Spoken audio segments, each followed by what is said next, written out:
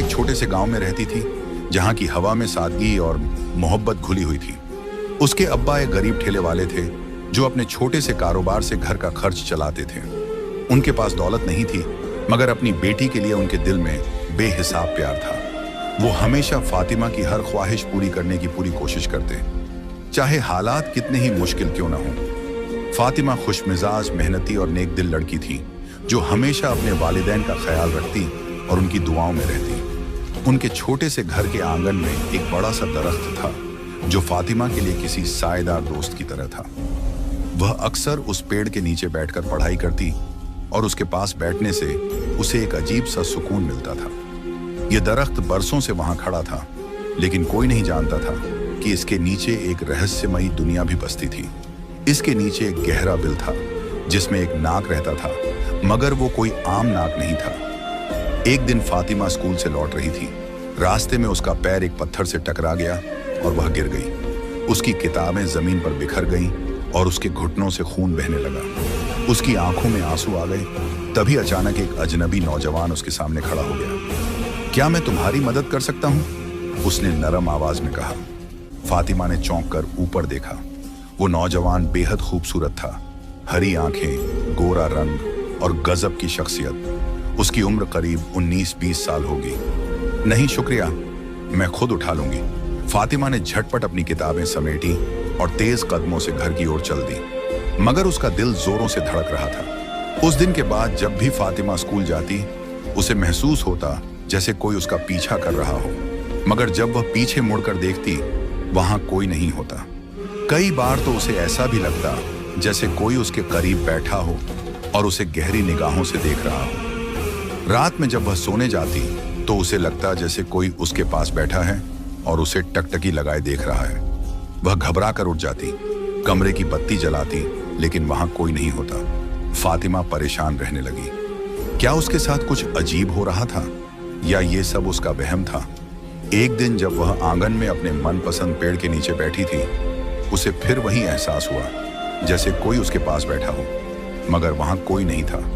वह जल्दी से उठी और अंदर चली गई, मगर इस अजीब एहसास से पीछा छुड़ाना उसके लिए मुश्किल हो रहा था। इसी बीच फातिमा के अब्बा करमदीन की तबीयत बिगड़ने लगी। वह हमेशा थके थके रहते और अचानक ठंडे पसीने आने लगते। एक दिन जब वह अपने ठेले पर आम तौल रहे थे, वह अचानक बेहोश होकर गिर पड़े। बाजार के लोग उन्हें तुरंत गांव के हकीम के पास ले गए। जब गांव की एक औरत ने फातिमा की अम्मी को यह खबर दी, तो वह घबरा गई और दौड़ती हुई हकीम साहब के पास पहुंची। हकीम साहब ने करमदीन की हालत देखकर कहा, इन्हें शहर की महंगी दवाइयां चाहिए और सख्त आराम की जरूरत है। अगर सही देखभाल नहीं हुई तो इनकी जान को खतरा हो सकता है। ये सुनते ही फातिमा की अम्मी की आंखों में आंसू आ गए। घर का खर्च चलाने वाला शख्स बीमार था, अब कमाई कौन करेगा? अब घर चलाने की जिम्मेदारी फातिमा की अम्मी समीना पर आ गई। उन्होंने सिलाई शुरू कर दी और फातिमा उन कपड़ों को घर घर पहुंचाने लगी, मगर हालात इतने तंग थे कि कई बार उन्हें भूखा भी सोना पड़ता। एक रात समीना बीबी जी, यानी गांव के चौधरी की पत्नी, के लिए कपड़े सिलने में जुटी थी। वह बहुत अमीर और घमंडी औरत थी। उसने फातिमा की अम्मी से कहा था कि उसे सुबह तक कपड़े चाहिए। रात भर मेहनत के बाद समीना ने कपड़े पूरे कर लिए और सुबह होते ही फातिमा से कहा, जल्दी से ये कपड़े चौधराइन को दे आओ। फातिमा कपड़े लेकर चौधरी साहब की हवेली की ओर चल पड़ी, मगर रास्ते में फिर वही एहसास हुआ जैसे कोई उसका पीछा कर रहा हो। वह बार बार मुड़कर देखती, मगर वहां कोई नहीं होता।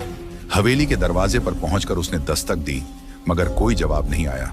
वह धूप में खड़ी इंतजार करती रही। करीब 1 घंटे बाद दरवाजा खुला। एक नौकरानी ने उसे अंदर बुलाया। अंदर चौधराइन रेशमी कपड़ों में सजी हुई सीढ़ियों से नीचे उतर रही थी। वह बेहद घमंडी औरत थी, जिसने गरीबों को हमेशा हिकारत की नजर से देखा था। कौन हो तुम? उसने तीखी आवाज में पूछा। बीबी जी, मैं फातिमा, मेरी अम्मी ने आपके कपड़े भेजे हैं। चौधराइन ने कपड़े देखे और आंखें संकरी कर ली। फिर बोली, ठीक है, रुको, मैं पैसे लाती हूँ। फातिमा को वहां बैठकर फिर इंतजार करना पड़ा। जब उसे पैसे मिले तो वह तेजी से घर की ओर लौट चली, मगर इस बार उसे अपने पीछे किसी की मौजूदगी का एहसास और भी तेज हो रहा था। जैसे ही वह घर के करीब पहुंची, अचानक उसे लगा कि कोई उसके बहुत करीब आ गया है। उसने घबराकर पीछे देखा, मगर वहां कोई नहीं था। मगर इस बार हवा में वही खुशबू थी जो उस दिन उस अजनबी नौजवान के पास थी। क्या यह वही नौजवान था? क्या यह सिर्फ एक इत्तेफाक था या कोई राज था जो धीरे धीरे खुलने वाला था? बार बार पीछे मुड़कर देखने पर भी उसे ऐसा ही लग रहा था जैसे उसके पीछे कोई आ रहा हो। किसी के कदमों की आहट वह बार बार महसूस कर रही थी और घबराहट में तेजी से भाग रही थी। भागते भागते वह अपने घर के दरवाजे तक पहुंची और वहां आकर ही उसने राहत की सांस ली। दरवाजा खोलकर अंदर आई तो उसकी मां बेचैनी से आंगन में टहल रही थी। फातिमा, कहां रह गई थी तू? सुबह गई थी और अब वापस आई है? मां ने चिंता से पूछा। फातिमा बोली, अम्मा, चौधराइन साहिबा ने बहुत देर कर दी पैसे देने में। 1 घंटे तक मुझे दरवाजे पर खड़ा रखा। इसके बाद फातिमा ने रुपए अपनी मां के हाथ में रखे और अपने कमरे में चली गई। इन दिनों वह बहुत परेशान रहने लगी थी। एक तरफ अपने बीमार पिता की चिंता और दूसरी तरफ उस अनजान व्यक्ति के बारे में सोच जो हर रात उसके सपनों में आता था। वह उस युवक को भुला नहीं पा रही थी। कुछ समय पहले तक फातिमा स्कूल जाती थी, लेकिन हालात ने उसे मजबूर कर दिया। अब उसने अपनी मां के साथ सिलाई सीखना शुरू कर दिया था। उसकी मां का कहना था, बेटी, मेरी जिंदगी का कोई भरोसा नहीं, तुझे कोई ना कोई हुनर सीख लेना चाहिए। समय बीतता गया। 5 साल गुजर गए, लेकिन फातिमा को अब भी ऐसा लगता जैसे कोई अनजानी ताकत उसके आसपास है। जब भी वह कहीं जाती, उसे अपने पीछे किसी के कदमों की आहट महसूस होती। जब सोती तो ऐसा लगता जैसे कोई उसे गहरी नजरों से देख रहा हो। फातिमा अब अपनी मां से भी बेहतर कपड़े सिलने लगी थी। गांव की औरतों को उसके सिलाए कपड़े बहुत पसंद आते थे, यहां तक कि चौधराइन को भी। हालांकि फातिमा को वह लोग पसंद नहीं थे, लेकिन मजबूरी थी। उनके कपड़े सिलने पड़ते थे क्योंकि वे अच्छे पैसे देते थे और इन्हीं पैसों से घर का खर्च चलता था। दिन इसी तरह गुजरते रहे। एक दिन रात के समय पूरा गांव सन्नाटे में डूबा हुआ था। तेज बारिश हो रही थी, बिजली कड़क रही थी और ऐसा लग रहा था जैसे सब कुछ उड़ा कर ले जाएगी। फातिमा का दिल बेचैन हो रहा था। उसे अजीब सी घबराहट महसूस हो रही थी। वह उठी और अपने माँ बाप के कमरे में गई। माँ सो रही थी, लेकिन पिता किसी गहरी सोच में डूबे हुए थे। अब्बा, मुझे कुछ डर लग रहा है। बेटी, डरने की जरूरत नहीं, मेरे पास बैठो। कुछ ही देर गुजरी थी कि अचानक उसकी माँ की दर्द भरी चीख गूंजी। फातिमा भागकर माँ के पास गई। अम्मा, क्या हुआ आपको? लेकिन उसकी माँ ने कोई जवाब नहीं दिया। फातिमा ने जब माँ को हिलाया तो उन्होंने दर्द से चीखना शुरू कर दिया। उनकी टांग बहुत ज्यादा सूज गई थी। ये देख फातिमा बहुत घबरा गई। इस तेज बारिश में किसी को बुलाना आसान नहीं था और अब्बा खुद भी उठ नहीं सकते थे। अब्बा, आप अम्मा का ख्याल रखें, मैं अभी 5 मिनट में हकीम साहब को बुलाकर लाती हूँ। ये कहकर वह दरवाजे तक दौड़ी, छतरी उठाई और अल्लाह का नाम लेकर घर से बाहर निकल गई। बारिश इतनी तेज थी कि हर कदम पर रुकावटें आ रही थी। बिजली की कड़क से उसका दिल जोर जोर से धड़क रहा था। रास्ते में अचानक उसे ऐसा लगा जैसे कोई उसके पीछे चल रहा है। जब उसने मुड़कर देखा तो वहां कोई नहीं था, लेकिन उसे अब भी किसी के कदमों की आहट सुनाई दे रही थी। थोड़ा आगे बढ़ने पर उसने देखा कि 2 आदमी जो नशे में धुत थे, एक बड़े पेड़ के नीचे शराब पी रहे थे। जैसे ही उन्होंने फातिमा को देखा, वे एक दूसरे को देखकर हंसने लगे। फातिमा को बहुत डर लगा। वह तेजी से आगे बढ़ने लगी, लेकिन वे दोनों उसके रास्ते में आ गए। इतनी रात को कहां जा रही हो? हम छोड़ आते हैं तुम्हें। मुझे तुम्हारी मदद नहीं चाहिए, हट जाओ मेरे रास्ते से, फातिमा ने गुस्से से कहा। लेकिन वे दोनों हंसते हुए बोले, इतनी रात को खुद चलकर आई हो, अब इतनी आसानी से कैसे जाने देंगे? ये सुनकर फातिमा की जान सूख गई। उसके पैरों में जैसे जान ही नहीं बची। आंखों से आंसू बह निकले। खुदा के लिए मुझे जाने दो, मेरी माँ की तबीयत बहुत खराब है, उसने हाथ जोड़कर विनती की। लेकिन उन दोनों ने उसका हाथ पकड़ लिया। फातिमा जोर जोर से चिल्लाने लगी, मदद के लिए पुकारने लगी। अनजान रहस्यमयी युवक की वापसी। तभी अचानक पीछे से किसी ने उन दोनों लड़कों के सिर पर डंडा मारा। वे दोनों जमीन पर गिरकर तड़पने लगे। फातिमा रोती हुई जमीन पर गिरी थी। जब उसने ऊपर देखा तो उसकी आंखों में हैरानी थी। वह वही युवक था जो सालों पहले उससे टकराया था। वही हरी आंखें, वही गोरा रंग, लेकिन अब पहले से भी ज्यादा खूबसूरत और रौबदार लग रहा था। उसने उन लड़कों पर डंडे से वार करना शुरू कर दिया। वे डर कर वहां से भाग गए। युवक ने आगे बढ़कर फातिमा को उठाया। आप ठीक हैं? हाँ, मैं ठीक हूं, फातिमा ने धीरे से कहा। उसने फातिमा को छतरी दी और कहा, मैं आपको छोड़ देता हूं, क्या पता वे फिर से आपका रास्ता रोक लें। फातिमा ने सहमति में सिर हिलाया। वह युवक उसे हकीम के घर तक छोड़ने आया और बिना कुछ कहे वहां से चला गया। फातिमा ने हकीम साहब के दरवाजे पर जोर जोर से दस्तक दी। हकीम साहब घबराकर उठे। इतनी रात को? क्या हुआ फातिमा? मेरी माँ बहुत बीमार हैं, जल्दी चलिए। हकीम साहब ने जल्दी से छतरी उठाई और उसके साथ चल दिए। लेकिन जब वे घर पहुंचे तब बहुत देर हो चुकी थी। फातिमा की माँ अब इस दुनिया में नहीं थी। अगर वे लड़के उसे न रोकते तो शायद उसकी माँ जिंदा होती। फातिमा अपनी माँ के शव के पास बैठकर जोर जोर से रोने लगी। माँ के गुजरने के बाद अब सारी जिम्मेदारी फातिमा पर आ गई थी। अब वह दिन रात कपड़े सिलती, सुबह लोगों के घरों तक कपड़े पहुंचाती, फिर अपने बीमार पिता के लिए दवा और घर के लिए राशन लाती। वह एक मशीन बन गई थी, लेकिन उसने हिम्मत नहीं हारी। उसकी माँ की मेहनत और सीख ने उसे जिंदगी के हर इम्तिहान का सामना करने की ताकत दी थी। अब उसकी पूरी जिंदगी एक ही मकसद के लिए थी कि वह अपने वालिदैन के ख्वाबों को पूरा करें। रात का सन्नाटा था। मिट्टी के छोटे से घर में एक पुरानी लालटेन की हल्की रोशनी टिमटिमा रही थी। उस रोशनी में फातिमा अपनी सिलाई मशीन चला रही थी। उसकी माँ ने उसे यह हुनर सिखाया था और हर टांका उसे अपनी माँ की याद दिला रहा था। या अल्लाह, तेरा शुक्र है, तूने मुझे यह हुनर दिया। उसकी आंखें नम थीं, लेकिन उसके हाथ रुके नहीं। वह जानती थी कि उसकी माँ ने उसे सिर्फ सिलाई नहीं सिखाई थी, बल्कि जिंदगी की मुश्किलों से लड़ने का हौसला भी दिया था। सुबह होने पर वह हमेशा की तरह चौधराइन के लिए सिले हुए कपड़े लेकर हवेली की तरफ निकली। हवेली पहुंचते ही उसने चौधराइन को कपड़े दिए और पैसे लेकर वापस लौटने लगी। लेकिन आज रास्ते में उसे अजीब सा एहसास हुआ, जैसे कोई उसके पीछे पीछे चल रहा हो। उसने मुड़कर देखा, लेकिन कोई नहीं था। वह तेजी से घर की तरफ बढ़ी और दरवाजा बंद कर दिया। शायद यह मेरा वहम था, उसने खुद को तसल्ली दी। रात का दूसरा पहर था। बाहर हल्की चांदनी फैली हुई थी। फातिमा अपने आंगन में बैठकर आसमान को निहार रही थी। तभी उसे लगा कि कोई दरवाजे पर दस्तक दे रहा है। वह घबरा गई। इतनी रात को कौन आ सकता है? पहले उसने सोचा कि अपने पिता को उठा दे, लेकिन फिर हिम्मत जुटाकर खुद ही दरवाजा खोल दिया। दरवाजा खुलते ही उसकी आंखें हैरानी से फैल गईं। सामने वही हरी आंखों वाला अजनबी खड़ा था, जिसके कपड़ों पर खून के धब्बे थे और सिर पर गहरी चोटें थीं। तुम यहाँ क्या कर रहे हो? ये सब कैसे हुआ? अजनबी लड़खड़ाते हुए बोला, मुझ पर कुछ लुटेरों ने हमला कर दिया। किसी तरह जान बचाकर यहाँ तक पहुंचा हूं। क्या मुझे तुम्हारे घर में पनाह मिल सकती है? फातिमा के दिल में अचानक उसके लिए दया उमड़ आई। उसने बिना सोचे कहा, हाँ, क्यों नहीं, तुम जब तक चाहो यहाँ रह सकते हो। वह अंदर आया और फातिमा ने जल्दी से एक पुराना दुपट्टा निकालकर उसकी चोट पर पट्टी बांध दी। फिर उससे पूछा, तुम्हें कुछ खाने के लिए चाहिए? हाँ, बस थोड़ा दूध मिल सकता है। फातिमा को यह सुनकर हल्का अजीब लगा, लेकिन वह तुरंत अंदर गई और दूध गर्म करके ले आई। अजनबी ने बड़े आराम से दूध पिया, जैसे उसे इसी की तलाश थी। अब तुम यहीं आराम करो, सुबह अब्बा से भी मिल लेना। यह कहकर फातिमा अपने कमरे में चली गई। पर उसके दिल में एक अजीब सी खुशी थी।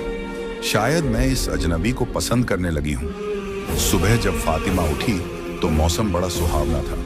वह बाहर आई और देखा कि चारपाई खाली थी। ये कहां चला गया? उसका दिल डूब गया। तभी उसके पिता की आवाज आई, क्या हुआ बेटी, तुम इतनी परेशान क्यों लग रही हो? फातिमा घबरा गई। कुछ नहीं अब्बा, बस मुर्गियों को दाना डाल रही थी। पर उसका मन बेचैन था। वह सोच रही थी, कल रात जो लड़का यहाँ था, वह सुबह बिना बताए कहाँ चला गया। दिन भर वह उदास रही। उसने जल्दी जल्दी नाश्ता बनाया, अब्बा को दिया और फिर सिलाई मशीन के पास बैठ गई। लेकिन आज वह ठीक से काम पर ध्यान नहीं लगा पा रही थी। तभी उसे फिर से वही अजीब एहसास हुआ, कोई मुझे देख रहा है। उसने इधर उधर नजर दौड़ाई, लेकिन कोई नहीं था। अगली रात जब फातिमा अपने आंगन में बैठी थी, उसे पीछे से किसी के कदमों की आहट सुनाई दी। वह घबराकर खड़ी हो गई और देखा, सामने वही अजनबी खड़ा था। तुम फिर से यहां कैसे आए? मैंने तो दरवाजा बंद किया था। लड़का मुस्कुराया। दरवाजा खुला था, इसलिए अंदर आ गया। फातिमा को हल्का अजीब लगा, लेकिन फिर उसने अपने ख्याल को झटका। तुमने कल भी दूध मांगा था और आज भी। क्या तुम्हें सिर्फ दूध ही पसंद है? लड़के ने धीरे से सिर हिलाया। फातिमा अंदर गई, दूध गर्म किया और गिलास में डालकर लाकर उसे दे दिया। अब उसके मन में एक और सवाल आया, तुम्हारा नाम क्या है? लड़के ने हल्की हंसी के साथ कहा, सुबह बता दूंगा, अब सोने दो। फातिमा का दिल उस लड़के के लिए और गहरा डूबता जा रहा था। वह उसे पसंद करने लगी थी, लेकिन उसे खुद समझ नहीं आ रहा था कि यह सब क्या हो रहा है। सुबह सुबह अचानक पूरे गांव में अफरा तफरी मच गई। चीखने चिल्लाने की आवाजें आ रही थी। कोई औरत रो रही थी तो कोई आदमी चिल्ला रहा था। फातिमा हड़बड़ाकर उठी, या अल्लाह, यह क्या हुआ? वह जल्दी जल्दी बाहर निकली और देखा कि पूरे गांव में भीड़ इकट्ठा थी। आगे जो उसने सुना वह सुनकर उसके पैरों तले जमीन खिसक गई। फातिमा बाहर आई तो देखा कि उनके घर के बाहर पूरा गांव इकट्ठा है। उनके अब्बू भी उनके साथ थे। दोनों बाहर आए तो देखा कि एक बहुत बड़ा नाग जमीन पर रेंग रहा था। वह इतना बड़ा था कि फातिमा को देखकर ही डर लग रहा था। उसने जिंदगी में पहली बार इतना बड़ा सांप देखा था। गांव वालों के हाथों में डंडे थे और हर कोई कह रहा था कि इसे मारो, नहीं तो यह सारे गांव वालों की जान ले लेगा। इतना बड़ा सांप आखिर गांव में आया कैसे? फातिमा तो हैरान थी। लोगों ने कहा कि एक साथ हमला करो और इसे मार दो। गांव वाले जैसे ही सांप के पास पहुंचे तो सबने एक हैरत अंगेज मंजर देखा। वह सांप एक इंसानी शक्ल में बदल गया था। फातिमा तो देखते ही चौंक गई, क्योंकि वह कोई और नहीं बल्कि वही नौजवान था जिससे वह मोहब्बत कर बैठी थी। उसके वहम और गुमान में भी नहीं था कि यह नौजवान एक नाग भी हो सकता है। गांव वाले तो सन्न रह गए थे। उन्होंने पहली बार इस तरह का कोई नाग देखा था। वह नाग फातिमा के पास आया और कहने लगा, मैं जानता हूं कि मैंने तुम्हें धोखा दिया है। मैं तुम्हें शुरू से ही पसंद करता था। तुम्हारे घर के पेड़ के नीचे न जाने कितने सालों से था। मुझे तुम शुरू से ही पसंद थी। मैंने तुम्हारा पीछा करना शुरू कर दिया था। जब भी तुम कहीं जाती मैं तुम्हारे पीछे ही आता रहता। अक्सर रात को जब तुम सो जाती तो मैं तुम्हें बैठकर देखता रहता। मैं तुमसे मोहब्बत कर बैठा था, मगर जानता हूं कि हम दोनों कभी एक दूसरे के लिए बने ही नहीं हैं। तुम एक इंसान हो और मैं एक नाग। हम दोनों का कोई जोड़ नहीं। मेरी हिम्मत ही नहीं हुई कि तुम्हारे सामने कभी आ सकूं।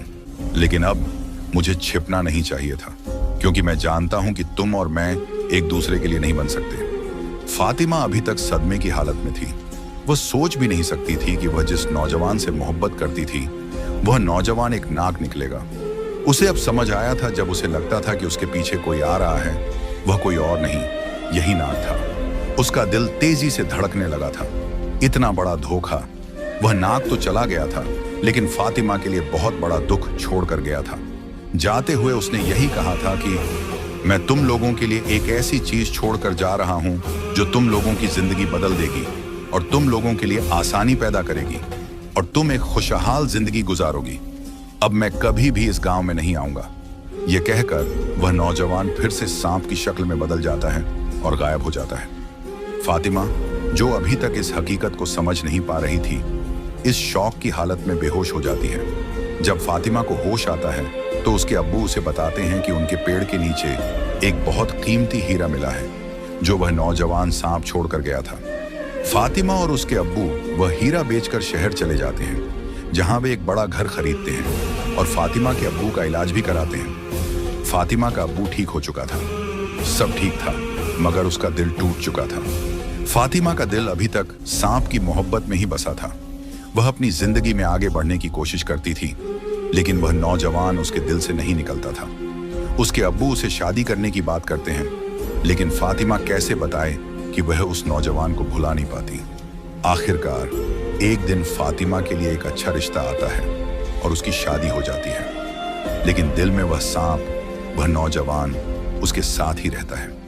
फातिमा एक नई जिंदगी की शुरुआत करती है, मगर दिल की गहराइयों में उसका पुराना प्यार हमेशा के लिए बाकी रहता है। प्यारे दोस्तों, अगर आपको हमारा यह वाकया अच्छा लगा तो हमारे चैनल इस्लामिक वॉइस को सब्सक्राइब करें और हमारी फैमिली का हिस्सा जरूर बने। शुक्रिया।